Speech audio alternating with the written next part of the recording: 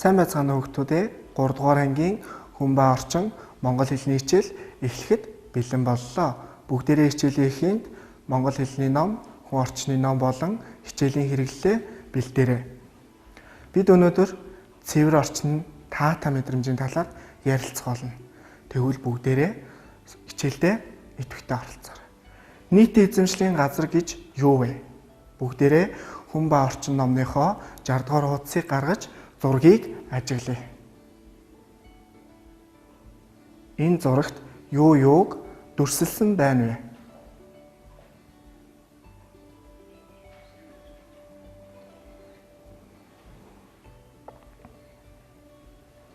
Нийтийн эзэмшлийн газрыг зургаас харж нэрлэвэл гудамж талбай, сургуулийн гаднах талбай, хүүхдийн тоглоомын талбайг дүрслэн харуулжээ. Нийтийн эзэмшлийн газар гэдэг нь хувь хүн өмжилж авах боломжгүй төрийн мэдлийн газрыг хэлнэ. Бид нарт хамгийн ойрын жишээ буюу сургуулийн гаднах талбай харъя. Сургуулийн гаднах талбайд бид ямар дэгийг баримтлах ёстой вэ? Бүгдээрээ дэвтэр дээрээ бичье.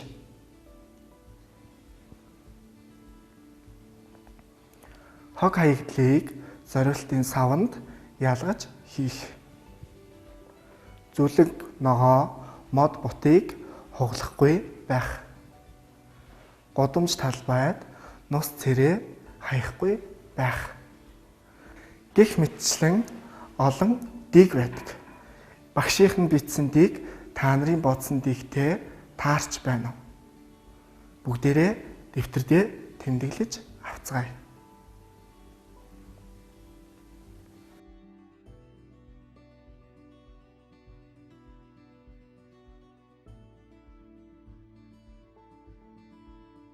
Нийтийн эзэмшлийн газруудад очихдоо зарим зүйлийг анхаарах хэрэгтэй. Жишээлбэл тоглоомын талбайд тоглохдоо унаж бэртгээс сэргийлээрэй. Тэгвэл тоглоомын талбайд бид очихдоо тоглоомтой болгоомжтой харьцах хэрэгтэй байна. Автомашины замтай ойрхон тоглож болохгүй шүү. Бүгдээрээ автомашины замын ойролцоо бөмбөгөөр тоглож болохгүй байна. Бидний бөмбөг зам руу өнхрөөд орох аюултай. Ил задгаа хайсан хогонд хүрч болохгүй. Яагаад гэвэл ил задгаа хайсан хогоор дамжуулж бидний биед янз бүрийн нэм бактери халдварлах боломжтой. Зориултын савнд хогоо хаях хэрэгтэй. Бидний хайсан хог байгаль дэлхийг бохирдуулдаг учраас зайлшгүй хогийн савнд хогоо хаях шаардлагатай байна. Эдгээр дэгээс хог хаягдлыг хэрхэн зөв, аюулгүй ангилж хаях дэгийн талаар бүгдээрээ бичлэгийг үздэцгээе. Хог гэж юу вэ? Хүнд хэрэггүй бүгдийг хог хаягдал гэж нэрлэнэ. Хүний амьдралын боломж нэмэгдэхийн хэрээр хэрэглээ ихсэж хог хаягдлын хэмжээ бас түүнийг даган өсдөг байна. Аливаа хог хаягдлыг ялгах, цуглуулах, зайлуулах, цэвэрлэх, халдваргүйжүүлэх, цогцарах хэмжээнд хүрээлэн буй орчин хүн амын эрүүл мэндийг хамгаалах чухал ач холбогдолтой. Статистик мэдээгээр хүн нэг хоногт 1.5 кг, жилд 200 кг хуурай хог хаягдал хайдаг. Улаанбаатар хотод өдөрт 800-аас 1000 тонн хуурай хог хаягдал гарч зөвхөн 50% нь хогийн цэг рүү ачигдаж, үлдсэн 50% нь гадаах орчныг бохирдуулсаар байна.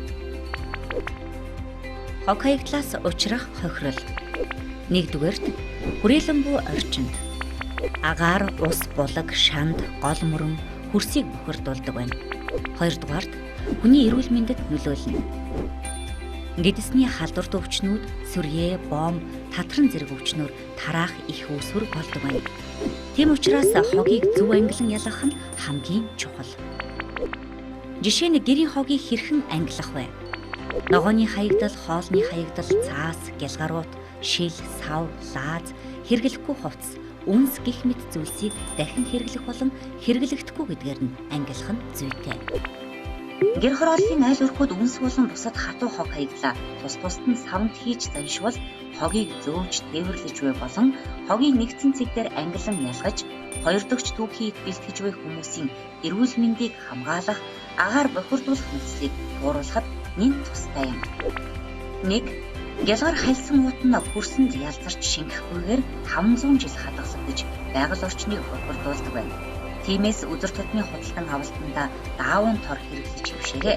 Гялгар уутыг салхинд хийсэхгүйгээр дотор нь хог хийж амийг нь сайн боож хогийн савнд хайж байгаарай. 2.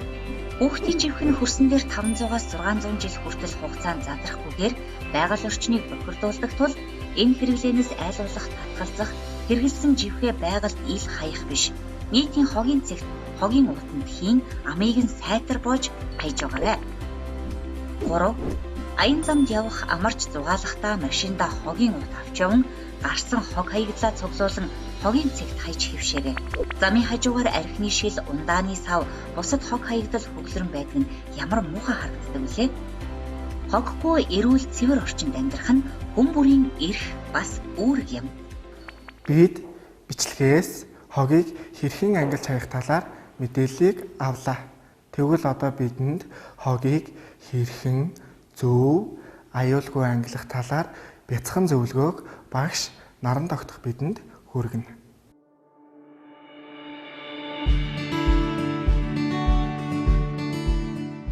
Сайн байцгаана уу хүүхдүүд ээ. За өнөөдрийн хичээлээр бид хогийг хэрхэн ангилж хаях талаар мэдээлэл авлаа. Тэгвэл хогийг ангилан хаяхаас гадна зөв, аюулгүй хаях талаар бяцхан зөвлөмжийг хүргэе. За амны хаалтыг хэрхэн зөв хаях талаар багш нь хэлж өгье. За амны хаалтаа авлаа. Амны хаалтыг хогоо ангилан хаяхаас гадна овор хэмжээг нь багасгаж, өөр жижиг болгож, зай эзлэхгүйгээр маш жижиг мөн аюулгүй болгож битүүмжилж хаях хэрэгтэй. За ингэж хаях нэ. Аюулгүй байдлын үүднээс цаасанд боож мөн гялгар уутаар боогоод мөн ангилсан сав руугаа хийх нэ. Энэ бол одоо аюултай хог гэсэн хог руу хийж болох нэ нэг.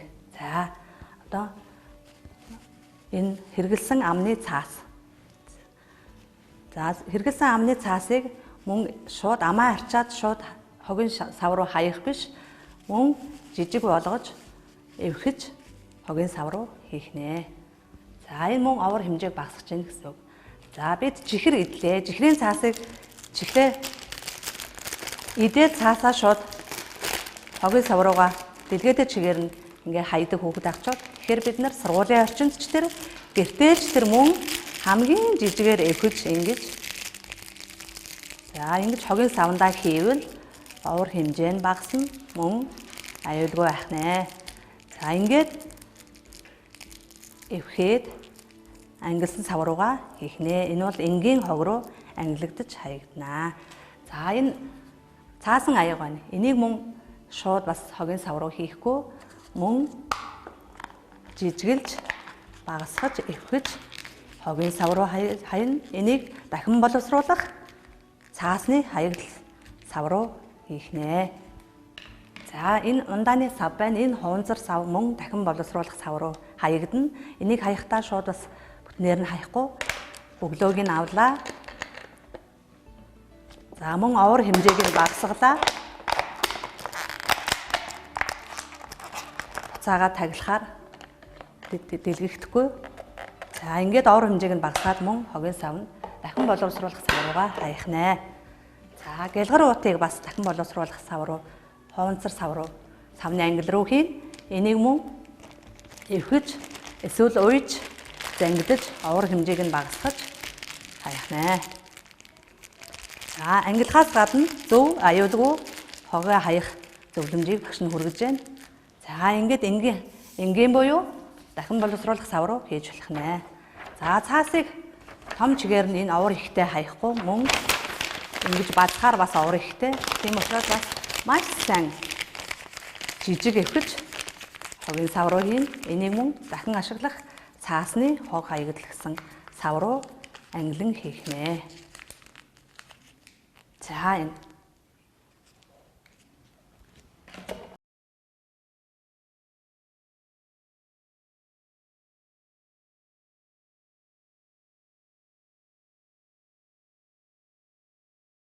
За саяын овор хэмжээ багасгаж, аюулгүй болгож нугалсан багшийн зөвлөмжийн дагуу хогоо одоо ангилан хаяхдаа хуванцар сав галгар уутыг дахин боловсруулах буюу улаан өнгийн сав руу хийх юм байна.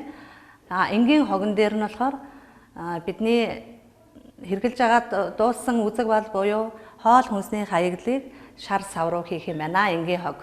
За мөн дахин боловсруулах хог хаягдал маань сая бидний нугалсан цаас, амны цаас, янз бүрийн цаасан хайрцаг болон цаасан хэвлэлүүд бүгд орох нэ. За энэ дахин боловсруулагддаг энэ сав руу ингэж ангилагдаж хаягдах нэ. Хогийг ангилан хайсан байдлыг ажиглаараа хүүхдүүдээ. За саяын ярьснаар хуванцар сав, лаазан, хүнсний хаягдал байна. За энгийн хог хаягдал байна. Цаасан хог хаягдал байна. За ингэж ангилсан байгааг ажиглаараа хогоо ангилан хайж сураарай. Хогийг ангилан хайж сурснаар байгаль эрхээтэй ээлтэй зүйлийг хийдэг байх нэ. Байгаль дээр эдгээр хог хаягдлууд ихээр хаягдсан байдаг. Тэгвэл зарим хог байгаль орчинд ямар хор хөнөөлтэй болохыг бичлэгээс харъя. Сайн байцгаана уу? Та бүхэнд хог хаягдал, тэр дундаа хуванцар хог хаягдлын талаар товчхон мэдээлэл хүргэе.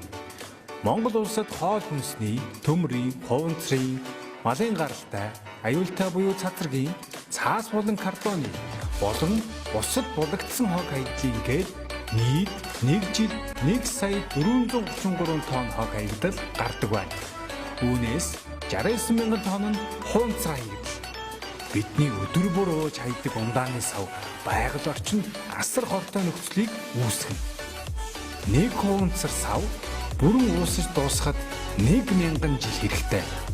Таныг ундааныхаа савыг хөрсөн таяхгүй гэж найдая.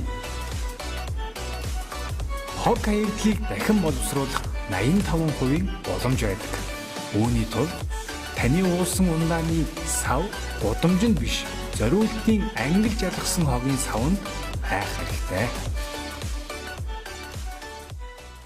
Хуванцар сав байгаль яаж бохирдуулж байгааг бичлэгээс харлаа. Тэгвэл заавал хаях биш, шууд ашиглан бүтээл хийж болдог юм байна.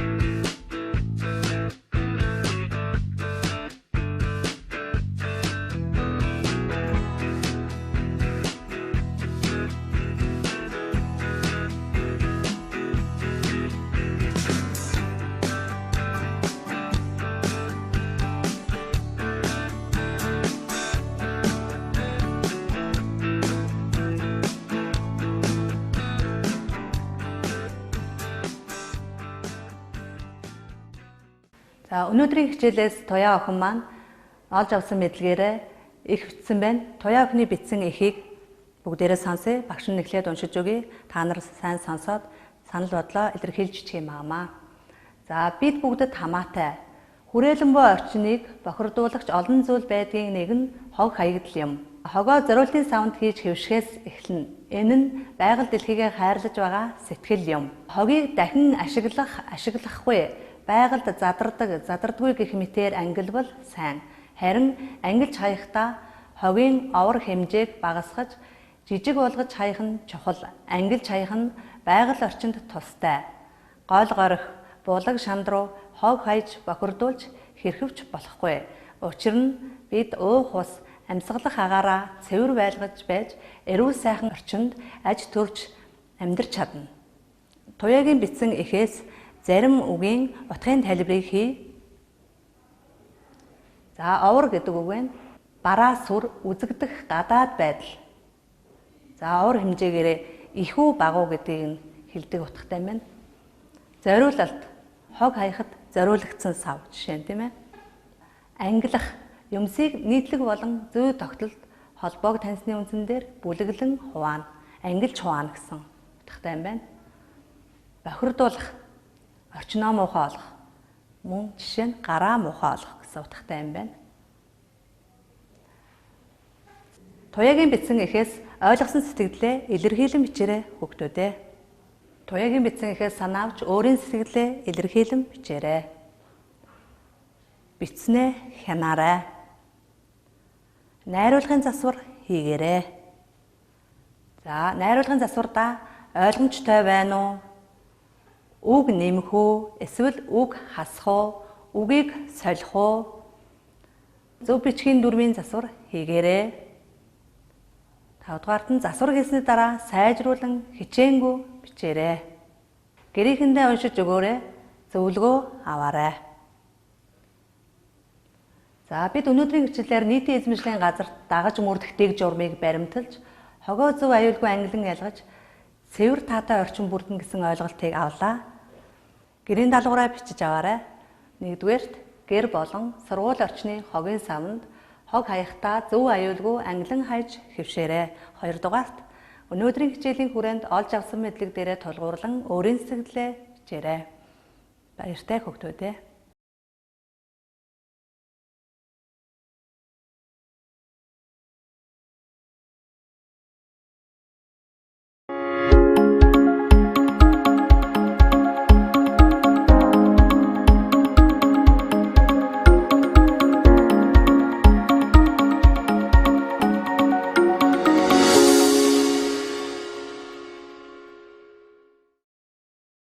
Онцгой нөхцөл байдал үүссэн энэ цаг үед бид боловсролын үйлчилгээг тасралтгүй үзүүлэх зорилгоор дэлхийн хичээлийг бэлтгэн явуулж байна. За, дэлхийн хичээлийн үед хүүхдтэйгээ хамтран суралцж байгаа эцэг эхчүүдтэй энэ өдрийн мэндийг төвшүүлье. За, дэлхийн хичээлийн үед хүүхдүүдэд хэрхэн дэмжих, хэрхэн ойлгох, хэрхэн чиглүүлэх талаар ярилцахаар бид гэрүүл судлаач Оюут Нөхшийг урьж ирүүлээд байна. Танд энэ өдрийн мэнд төвшүүлье. Дэлхийн хичээл үзэж байгаа бяцхан хүүхдүүд болон аав ээж нартай энэ өдрийн мэнд хүргье. За, юуны төрөнд хүүхдийн сурах, хөгжих үйл явцад нөлөөлдөг гол хүчин зүйлийн талаар та ярихгүй юу? За, хүүхдийн сурах хөгжих үйл явцыг дэмжих, удирдахад хүүхдийн насны онцлог бүр тохирсон өвөрмөц арга зүй бол зайлшгүй ашиглах хэрэгтэй байдаг. Гэхдээ өнөөдөр би телевиз үзэж байгаа аав ээж нартай бүх насны хүүхдүүдийн сурах хөгжих үйл явцыг удирдан чиглүүлэхэд хамгийн чухал нөлөөтэй 3 хүчин зүйлийг хэлж өгье гэж ингэж бодож байна. За, үүний 1-дүгээрт нь бол хүүхдтэй харилцах томчуудын ээлдэг тотон харилцаа гэж байгаа. За, энэ ямар харилцаа байх вэ гэхээр хүүхдийг ойлгосон, дэмжсэн, магтсан, сайшаасан, урамшуулсан, тэднийг сонссон ийм ээлдэг тотон, халуун тотон ийм харилцаа бол хүүхдийн хөгжилд чухал нөлөөтэй гэж үздэг. За, 2-дугаарт нь бол хүүхдийн хайрлуулах, сэтгэл зүйн хэрэгцээг бүрэн дүүрэн хангах байдал. Өөрөөр хэлэх юм бол хүүхэд хайрлуулж байгаа, хамгаалагдсан, аюулгүй байгаагаа өдөр тутамдаа мэдрэх нь тэдний оюухан танин мэдхүн хөгжилд чухал түлхэц хүч болдгоо гэж ингэж үздэг байгаа. За, 3 дахь нэг чухал хүчин зүйл маань бол хүүхдийн айдасгүй оролцооны төвшин гэж байгаа. Өөрөөр хэлэх юм бол хүүхдийн хөгжлийг дэмжихэд оролцоо бол хамгийн чухал шүү дээ. Ингэхдээ хүүхэд өөрийнхөө үзэл бодлыг, санаа бодлыг илэрхийлэхдээ өөрийнхөө шийдвэрийг ээж аав нартаа, багш нартаа танилцуулах үедээ ямар нэгэн айдас төвшөрийг мэдрэхгүй байх нь бол хүүхдийн хөгжилд чухал нөлөөтэй гэж үздэг байгаа. Тэгэхээр энэ хүүхдийн хөгжилд нөлөөлдөг хүчин зүйлүүдийн дотроос хамгийн чухал зүйл бол энэ 3 хүчин зүйл байгаа. Хэрвээ энэ 3 хүчин зүйлээр дамжсан элэгсэг халуун тотон хайраар дүүрэн харилцаан донд хүүхэд амьдарч хэлэх юм бол өөртөө итгэлтэй, өөрийнхөө үн цэнийг мэдэрдэг, илүү аз жаргал, баяр хөөртэй, ирээдүйдээ итгэлтэй, эрч хүчтэй байдаг гэдгийг бол маш олон судалгаанууд бол нотолдог. Би нэгэн судалгааны жишээг бас ярих гэж бодож байна. Америкийн нэгдсэн улсын эрдэмтэд хүүхдийн сурах хөгжих үйл явцад хамгийн чухал нөлөөлдөг хүчин зүйлийг тодорхойлох судалгааг бол 35 жилийн турш хийсэн байгаа. Тэгээ энэ судалгаандаа бол янз бүрийн орчин нөхцөлд амьдардаг янз бүрийн насны хүүхдүүдийг бол хамруулсан. За, энэ судалгааны эцсийн дүгнэлт нь юу гэж гарсан бэ гэсэн аз жаргалтай, уурга тарих амжилттай сайн сурдаг гэсэн ийм дүгнэлт гарсан. За, ямар хүүхдийн уурга тарих аз жаргалтай байдаг вэ гэсэн аав ээж хоёр нь бие биенийгээ хайрлаж байгааг харж өсөж байгаа хүүхдийн уурга тарих бол хамгийн сайн сурдаг юм байна гэдгийг бол тодорхойлсон байгаа. Өөрөөр хэлэх юм бол хүүхдийн сурах хөгжих үйл явцад гэр бүлийн орчны эцэг эхийн эдийн засгийн одоо тий чадамж бол тийм чухал нөлөөтэй биш. Харин хүүхдийг ойлгож, хүндэлж, хайрлж, хамгаалсан элэгсэг халуун дотн тий харилцаатай тэр одоо гэр бүлийн орчин чухал юм а гэдэг энэ судалгааны дүгнэлт бол одоо тодорхойлж гаргаж ирсэн байгаамаа. Тэгэхээр би ээж аав нарт юу гэж хэлэх гээд байна вэ гэхээр та хүүхдийнхээ сурах хөгжих үйл явцыг дэмжихийн тулд хүүхдээ илүү аз жаргалтай, баяр хөөртэй одоо байлгах хэрэгтэй юм а гэдгийг л одоо хэлмээр байна. Тэгэхээр хүүхдийн хайрлагдсанаа мэдрэх, хамгаалагдсанаа мэдрэх мэдрэмж бол их чухал байх нь тийм ээ. Дээрэс нь оролцоо. Энэ гурван зүйлийг их онцлоо гэж ойлгож байна. Тэгэхээр хүүхдийн тэгвэл гэр бүлийн орчныг үзүүлэх гол нөлөөлөл юу байдаг вэ? Ер нь Монгол улсын төрөөс гэр бүлийн талаар баримтлах бодлогын баримт бичигт одоо заасан байдаг. Гэр бүл бол хүний хөгжлийн анхдагч орчин, нийгмийн үндэс нэгж, соёл, ёс уламжлал өвлөгдөн шинжлэгдэж байдаг тэр үнэт ахуй юм а гэж. Өөрөөр хэлэх юм бол хүүхэд юу харсан, юу сонссон, юу мэдэрсэн түүнийхээ дагуу төлөвшөж хөгжиж байдаг учраас гэр бүлийн орчин бол хүүхдийн хөгжлийн анхдагч орчин юм. Тэгэхээр гэр бүлийн орчинд хүүхдийн хөгжлийг дэмжихэд одоо маш олон хүчин зүйлүүд чухал байдгаас би 3 зүйлээ бас онцлон ээж аав нартаа хэлмээр байна. Нэгдүгээрт нь бол танаа гэр бүлийн харилцааны орчин өөрөө хайрлсан, хүндэтгсэн, халуун дотн итгэлцэл дээр суурилсан харилцаа одоо байх ёстой.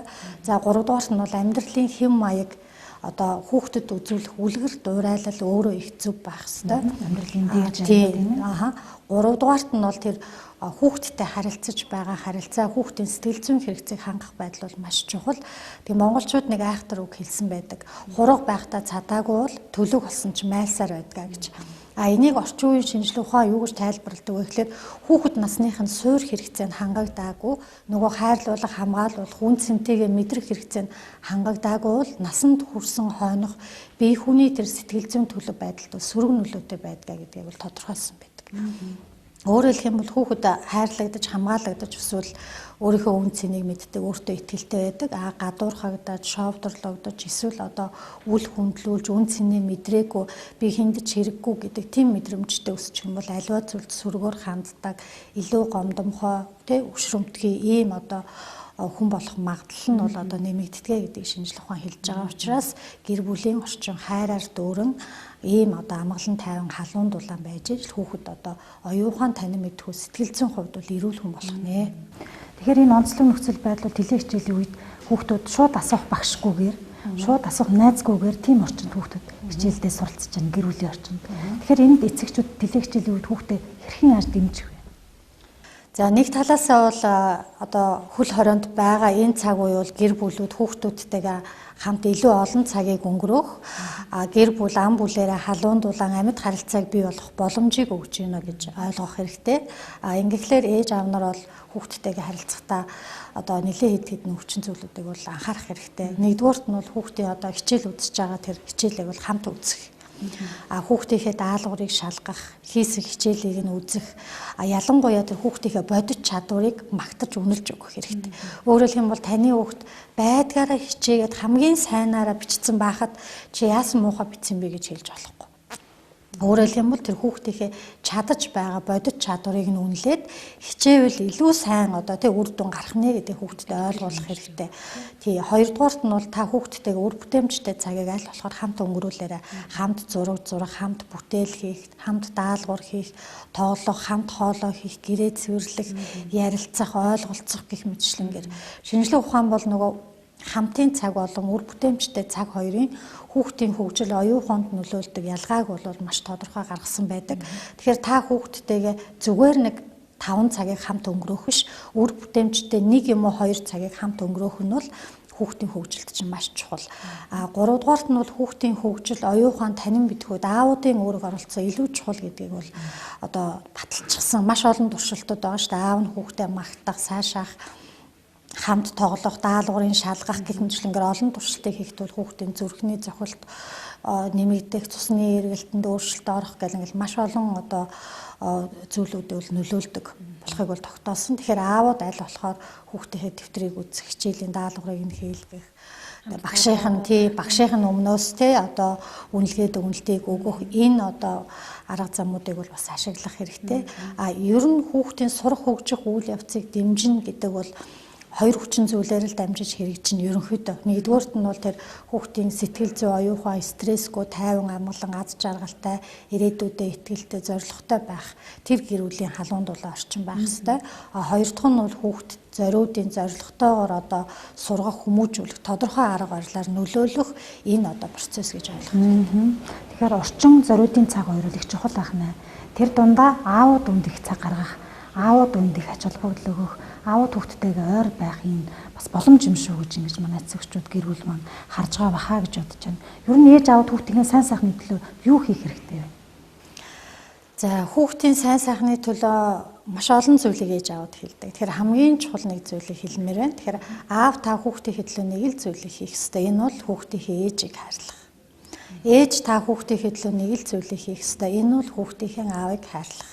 Аав ээж хоёр нь бие биенийгээ хайрлаж байгааг харж өсөж байгаа хүүхдийн уурга тарих аз жаргалтай байдаг бөгөөд илүү амжилттай сайн сурдгаа гэдгийг одоо дахин хэлмээр. За тэгэхээр орчин үеийн хүүхдийн сэтгэл зүйн онцлогийн талаар та мэдээлэхгүй юу? Тэгэхээр бид нарын хүүхэд байсан цаг үе нийгмийн харилцаа өөр байсан. Өнөөдрийн одоо аж үйлдвэрийн 4-р хувьсгалын үе гэж нэрлэж байгаа техник, технологи болон химэл оюун ухааны 90-100-д төрж өссөн хүүхдүүдийн сэтгэл зүйн онцлог бол их өөр байна. Тэгэхээр 1980-аас одоо 2000 оны хооронд төрсэн хүүхдүүдийг шинэ мянгааныхан гэж нэрлэдэг байсан. Тэдний одоо ээж аауд бол илүү ирээдүйдээ итгэлтэй, өөдрөг үзэлтэй байсан учраас шинэ мянгааныхаа харьцангуй аз жаргалтай хүүхэд насыг өнгөрөөсөн, илүү зоригтой, төвчээртэй, эрч хүчтэй одоо сэтгэл зүйн хэв шинжтэй гэж үздэг. 2000-аас 2010 оны хооронд төрсэн хүүхдүүдийг бол Z үеийнхэн гэж нэрлэдэг байгаа. 2010 оноос хойш төрсэн хүүхдүүдийг бол альфа үеийнхэн гэж нэрлэдэг байгаа. Тэгэхээр яагаад ингэж сүүлдээ хүүхдийн хөгжлийг 10 жилээр үйлчлээд байгаа юм бэ? Магадгүй цаашаага 5 жил, 3 жилээр үйлчлэхийг ч үгүйсэх аргагүй. Өөрөөр хэлбэл энэ цаг үе техник технологийн хөгжлийг дагаад хүүхдийн одоо орчин өөрчлөгдөхийн хэрээр хүүхдийн хөгжил одоо бас түүнийг дагаад маш хурдцтай өөрчлөгдөж байна гэж ингэж ойлгож байна. Тэгэхээр бид Z үеийнхэн болон альфа үеийнхнийг төрүүлчихэд сургаад хүмүүжүүлэх гээд байна. Тэгэхээр бид бол хуучин арга барилаараа тэдэнтэй ажиллах, хандах бол одоо ямар ч боломжгүй гэсэн үг. 2020 он гараад дэлхийн хүн амын 30% Z үеийнхэн болчихлоо. Тэгэхээр дэлхийн нийтээрээ энэ техник технологиос хамааралтай энэ онцгой үеийнхний яаж сургаж хүмүүжүүлэх вэ гэдэгт анхаарлаа хандуулж байна. Би нэг жишээ хэлээ л да. Жишээлбэл одоо манайхан их нийтлэг ярьдаг штэ. Аавынхаа одоо алганы амтыг үзснээрээ одоо бид нар муудаагүй их сайн хүн болсон гэл тий. Ер нь үзүүлэх хэрэгтэй гэдэг ч юм уу ийм нийтлэг ойлголт байдаг. Шинэ мянгааныхыг аав нь одоо хүмүүжүүлэх зорилгоор алганы амт үзүүлэхэд бол тэд аав маань миний сайн сайхны төлөө энэ зүйлийг хийж байна гэж бол ойлгоно. Харин орчин үеийн хүүхдүүд бол хизээч ойлгохгүй. Аав надад яагаад ингэж харгас хандж байгаа юм бэ тий? Хүмүүс хоорондын харилцаанд ялангуяа хайртай дотны хүмүүсийн хоорондын харилцаанд ийм зүйл байж болохгүй штэ гэж цочирдож хүлээж авах нь орчин үеийн хүүхдүүд эмзэг тусгана. Тийм. Тэгэхээр нөгөө энэ Z болон альфа үеийнхэн маань бол маш их шудраг.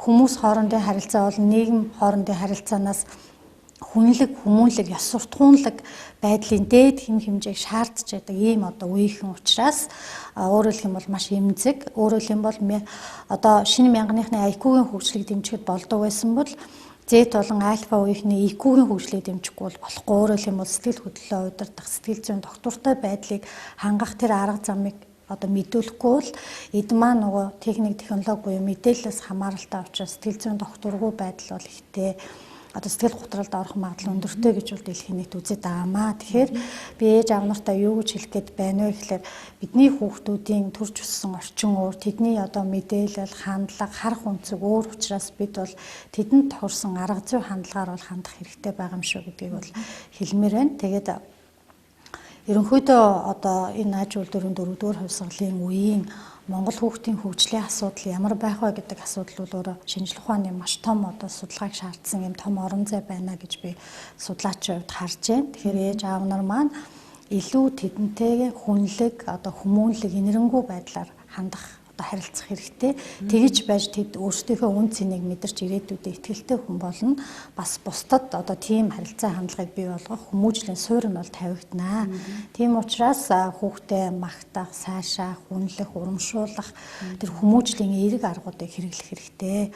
Орчин үед яагаад хүмүүжлийн эерэг арга гэж яриад байгаа вэ гэвэл хүүхдийн тэр сэтгэл зүйн онцлогт нь одоо тохирсон тэр хүмүүжлийн аргыг л одоо эцэг эхчүүд та бүхэнд санал болгож байгаа юм шүү гэдгийг бол хэлмээр байна. За.